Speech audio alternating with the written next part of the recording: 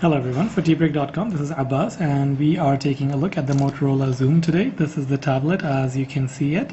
A little heavy 10.1-inch tablet. It's not very comfortable to hold in one hand for an extended period of time. Very clean design. You've got a little camera on top over here, notification LED that blinks when you've got new messages. And on the back side, you've got your power button as well as your stereo speakers and a camera with flash.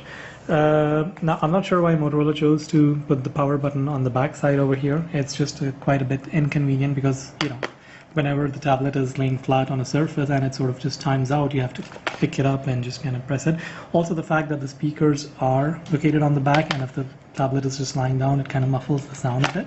But let's power it up. This is running Android 3.0 Honeycomb.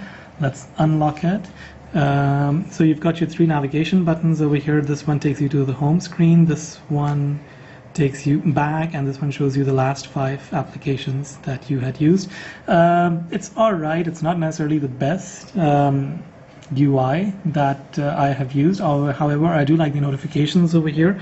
For example, I've got a Twitter, mail, some more Twitter, BBC News, and you've got your battery and Wi-Fi over here. If you just kind of click on here, it brings up all your notifications, which is nice, a bit like the taskbar that you have in Windows.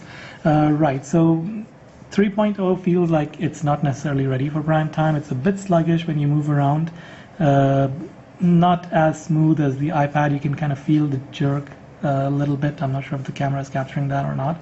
But yeah, it's got a little bit of jerk when sort of moving things around. Email works quite nice. I mean, this is very smooth as you can see. Let's kind of go back. Web browsing could be a bit of a, again, it's not necessarily the smoothest that I've experienced. 3.1, from what I have heard, sort of solves a lot of problems. I like the tab interface, but it could see, I mean, it sort of jerks on and off.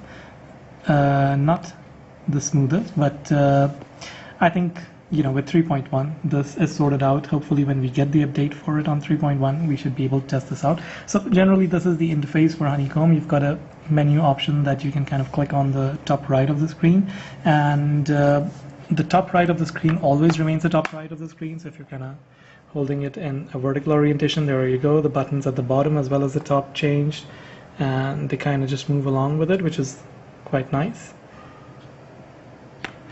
And let's kind of go back to the home page. Let's get it back up. There we go. Totally customizable screen. You've got widgets, you've got shortcuts, everything. You can, you know, favorites. You can add anything and everything at all on the home page. And customizing the home page is quite easy. There you go, and you can just kind of, I like how you see these icons, the square, the round. These are actually representing the icons on the next page. So if I sort of move around, you know, it kind of shows me an outline of the article, the icon on the previous page. It looks nice, a small touch, but it looks nice. And you can just, as easy as just drag an icon, and on any one of these 5 panes, you can just kind of drop it over. Great, let's have a quick look at the applications. This is the applications that are on here at the moment. Some of them were built in, some of them I installed. If you click on My Apps, these are the ones that you downloaded and installed yourself. And if you click on All, you've got, well, I've got Angry Birds on there. The browser calendar is nice. It's got a nice interface. This is showing your monthly interface, but you can switch between week or you can switch between day. I like it. It looks nice. You can just kind of go back. And what else can I show you? Camera is not bad. It's okay, not the greatest, but not so bad, I guess. I mean, for a tablet, you're probably not going to be using it as a camera, except for, you know, video conferencing from the front-facing camera, which is pretty okay. Let's go on the, this is Plume. Let's go back on the settings tab over here.